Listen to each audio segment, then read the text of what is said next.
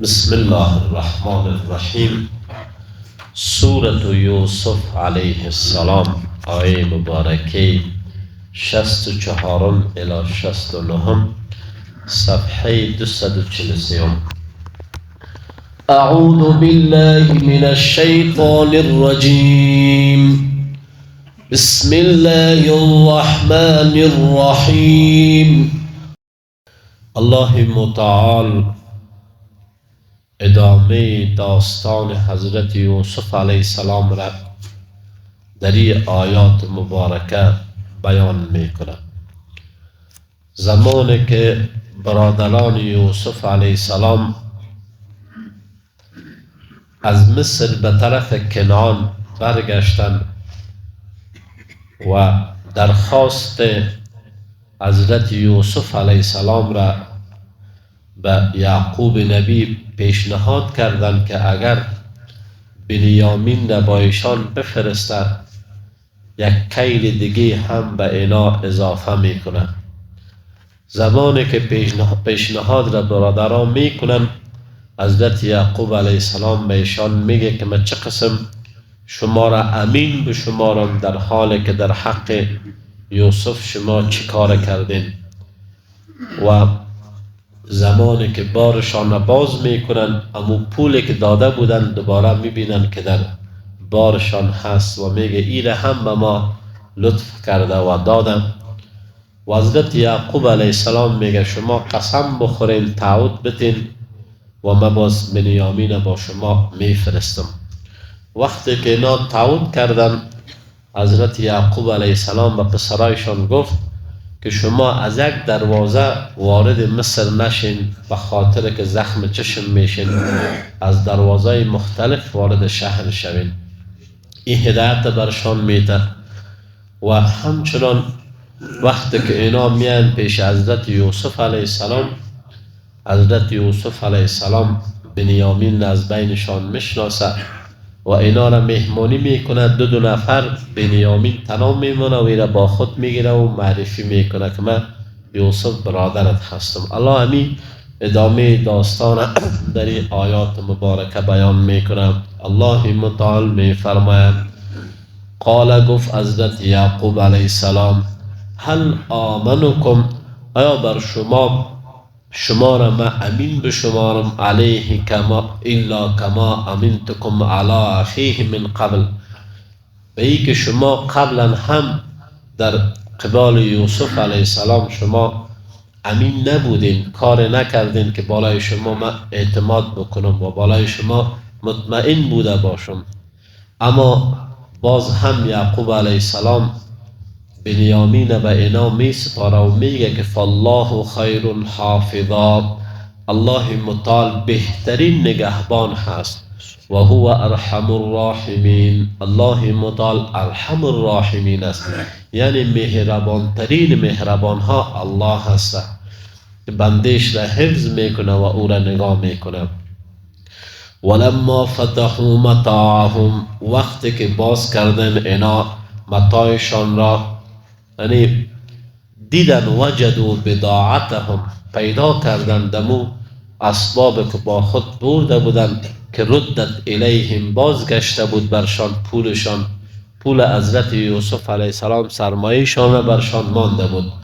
قالوا، گفتن یا ابانا، ای پدر ما نبغی هذه بضاعت را، چی میخوایم از این کرده، ای است بضاعت ما، پول ما، ردت الینا که بازگشته به سوی ما، یعنی پاچای مصر ایره دوباره بر ما برگردانیده و مانده.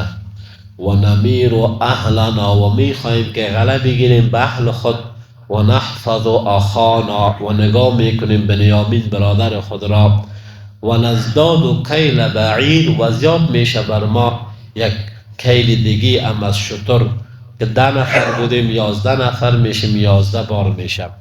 ذالک، این است کیل یسیر، کیل آسان که بر ما میرسم.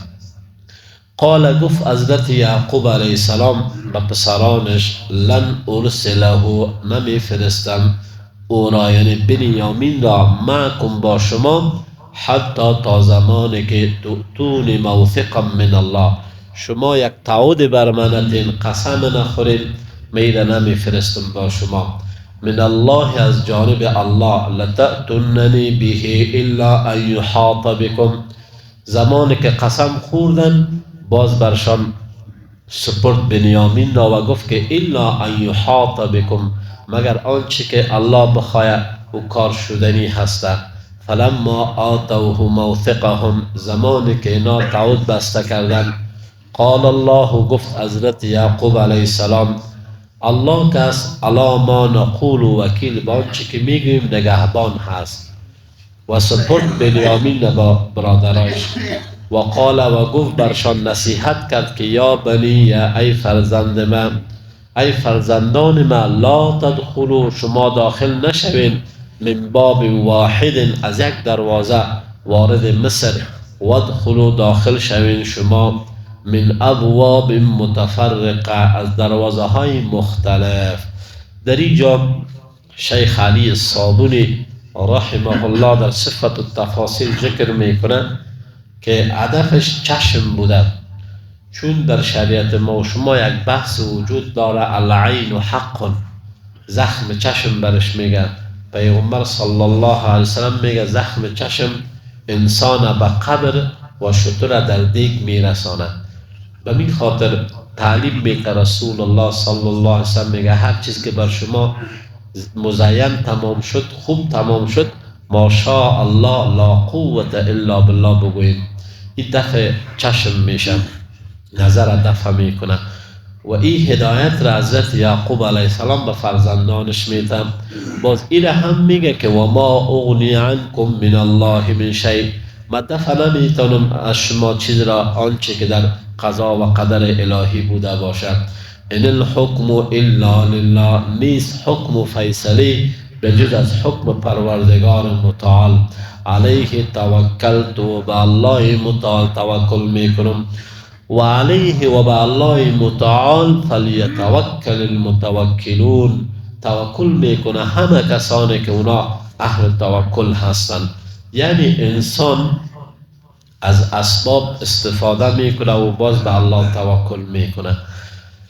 بعد از این الله این بیان میکنه که ولما دخلوا من حیث امرهم، ولما وقتی که دخلوا اینا داخل شدن پسران یعقوب علیه السلام، من حیث امرهم، از آنچه که امر کرد برشان یعقوب نبی، ابوهم پدرشان، ما کان نبود، یغنی عنهم که دفع کند ایشان، من الله من شیء، چیزی را از جانب الله که تعیین بوده، الا حاجت، مگر حاجت که فی نفس یعقوب قضاها، در نفس یعقوب علیه السلام به خاطر فرزندان بود که تشویش داشت که اینا به کارشان برسند.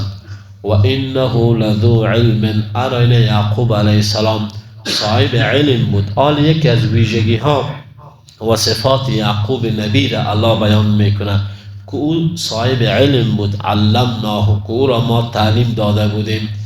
ولکن، لیکن اکثر الناس، اکثر مردم، لا یعلمون، نمیدانند. آنچه که یعقوب علیه السلام به عنوان زخم چشم به فرزندانش گفت که نشین، این هم الله برش تعلیم داده بود که باید به فرزندانش نصیحت بکنه. ولما دخلوا، وقتی که داخل شدن برادران یوسف علیه السلام، علی یوسف، به یوسف نبی، آوا الیه اخاه، جا داد حضرت یوسف برادر اصلیش که بنیامین بود با خود. و مفسرین میگن که اینا را دو نفر در اتاق میمان کرد، بنیامین تنها ماند و این را با خود گرفت. قال، گفت برش انی انا اخوک، من برادر تو هستم، فلا تبتئس، پس تو ناامید نباش، بما کانوا یعملون، با آنچه که اینا کردن برادرها در حق ما. بعدا انشاءالله ادامهش را میخوانیم. و آخر دعوانا ان الحمد لله رب العالمین.